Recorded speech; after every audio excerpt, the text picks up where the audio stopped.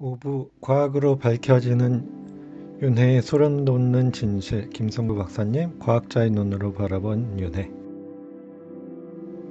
자, 4부에서 5부인데요. 그럼 불교에서 바라보는 윤회를 한번 살펴봐야 할 텐데요. 그 윤회를 생각하는 불교에서 바라보는 세 가지 관점이 있습니다. 하나는 연기법, 두 번째는 그 연기법을 깨닫기 위한 선과 명상, 그 다음에 세 번째는 종교로서의 사후세계. 첫 번째 연기법, 인과법을 넘어서는 인연 상호관계법, 상호작용, 상호작용으로 나타나는 사건 중심의 세계관으로 바라봐야만 이해할 수 있는 이 연기법. 물리학으로 치자면 양자역학의 관찰자와 대상 관계의 밝힘.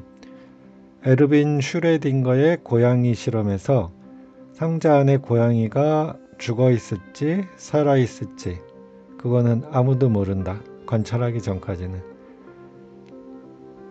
그래서 양쪽, 죽은 것과 산 것, 살아 있다는 것, 그 양쪽이 존재한다고, 한쪽만이 존재하는 게 아니라 양쪽이 존재한다는 그 세계관에서 출발을 해야 이해할 수 있다는 건데요. 양자역학의 중첩 상태, 관측하기 전까지 모르는 확률의 세계, 붓다의 중도의 마음, 객관적 실제를 부정한다. 보통 일반인들은 죽었다, 살았다 이걸로 결론을 내리는데 죽은 것과 산 것 두 가지를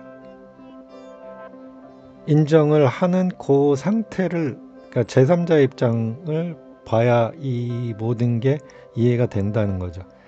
2번 선명상, 1인칭의 과학, 깨달음의 과학, First Person Science.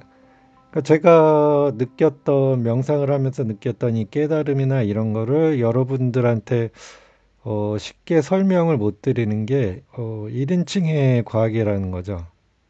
나중에 후반부에 제가 왜 영성단체나 종교단체에 소속되어서 할 경우 큰 자신의 그 깨달음으로 가져갈 수가 없다고 자꾸 얘기하는 이유가 이거고요. 세 번째, 사후세계, 윤리와 도덕의 종교적 관점. 사후세계를 설명하기 위해서는 이 윤리와 도덕이 들어가야 되는데 이거는 종교에서 이제 다루어 줄 수 있다 이런 거겠죠.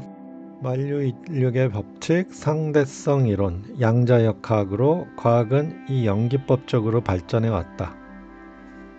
그러니까 존재론적 만유인력 법칙에서 사건 중심 세계관의 양자역학으로 지금 발전해 왔다는데 이게 결국엔 연기법적으로 발전해 온다는 거죠. 만유인력, 태양을 중심으로 끌어당김에 태양계가 움직인다. 혹시 이 지구의 중력이 우주에 나가면 무중력인데 왜 지구에 있을 때는 중력이 발생되는지 아시는 분 있나요? 제가 이거를 찾아봤는데 물론 지구의 핵이 작동을 하기 때문에 그 전자파에 의해서 지구가 움직이지만 결국엔 이 지구가 자전을 하면서 공정을 하는 이 회전력이 있기 때문에 그 회전력에 반대하는 방향으로 가기 위해서는 이 지구의 표면에 서 있을 밖에 없다는 거죠. 상대성 이론, 만유인력, 그렇지 않다. 시공간이 구부러져 있기에 자유낙하할 뿐이다. 만유인력처럼 보일 뿐이다. 시공간과 물체의 분표의 상호관계에 의해 움직인다. 양자역학, 기본적으로 불연속적인 물리량을 다루는 미시세계를 탐구하는 학문. 관찰하기, 거시세계 전부터 존재했던 존재를 설명하는 계기가 된다. 양자역학부터는 보이지 않는 세계를 이해하는 개념이 들어가야 되는데 이것을 설명하는 거는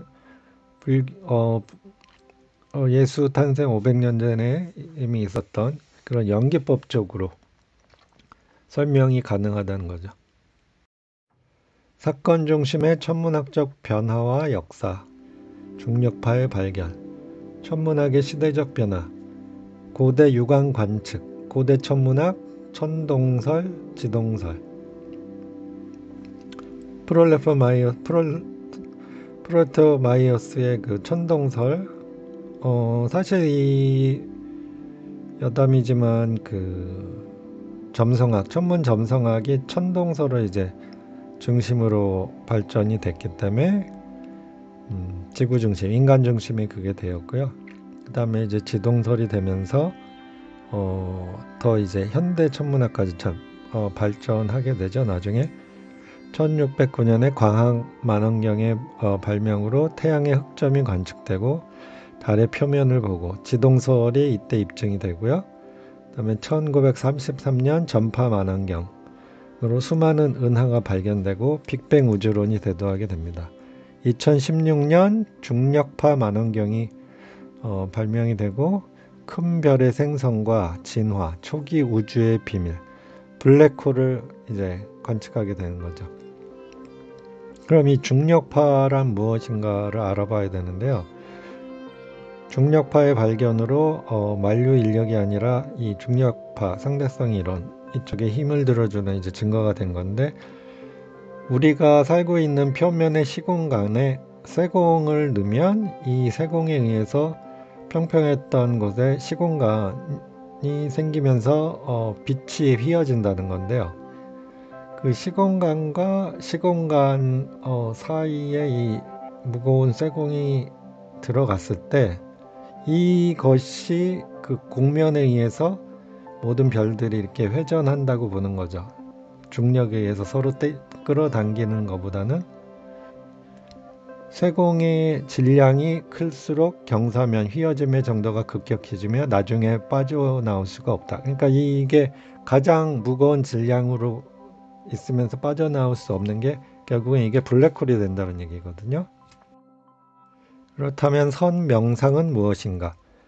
21세기 과학이 세상을 주도하는 건 보이지 않는 존재의 검증의 힘 때문이다. 부처의 수행, 각종 명상단체의 수행을 따라가면 개인차는 있지만 깨달음이 열리기 시작한다. 매우 과학적이다. 문제는 이 검증이 객관적인 검증이 아니라 주관적이기 때문에 아직까지는 비주류가 되는 것이다. 자신의 깊은 내면의 깨달음은 1인칭의 과학이 된다. 하지만 심리상담의 40%가 명상치료를 하고 있고 매년 의학, 학술지에 보고되며 주류 과학에 가까워지는 증거들이 모이고 있다.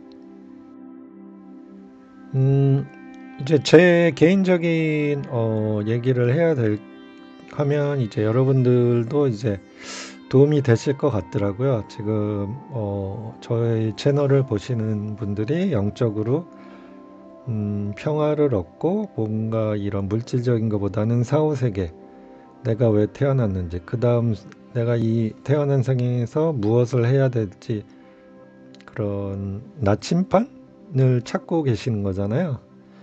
그래서 이제 저는 일단 제가 체험했던 거를 위주로 설명을 하기 때문에 제가 아는 거는 솔직히 없어요. 저도 이제 공부를 시작한 그거를 공유해 드리고 싶은 거기 때문에 제 얘기를 한번 조심스럽게 한번 해야 될 것 같더라고요.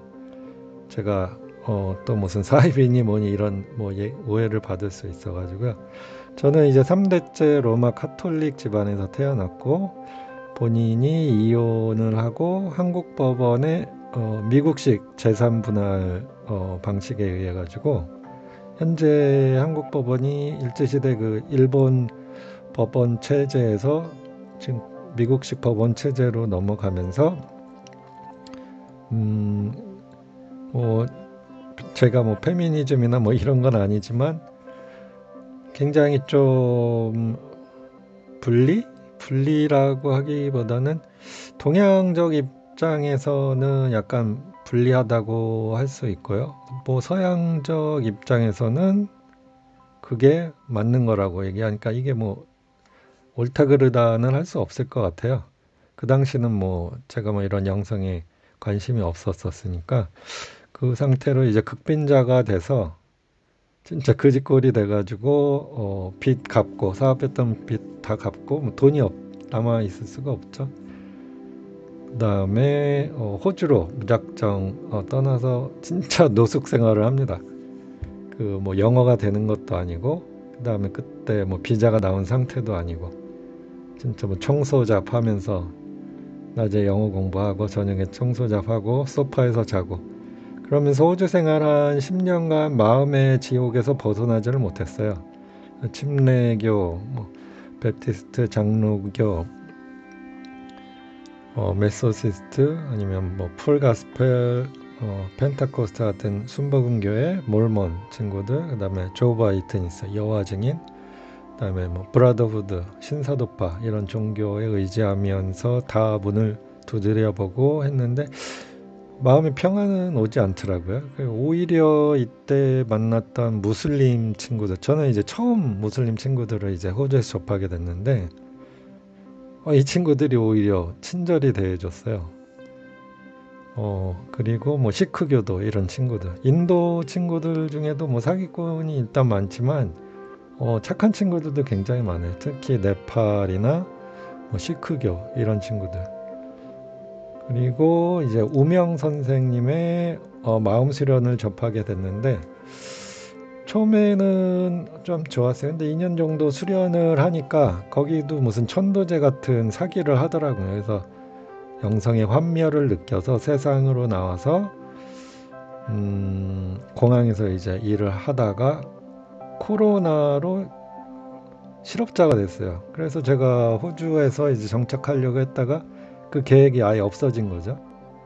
그러면서 유튜브로 접한 삿구루님의 무료 명상 수행법 이샤크리아를 48일간 새벽과 석양에 무작정 속는 셈 치고 이제 수련을 하는데 저한테 이제 페노미넌이 발생이 한 거죠.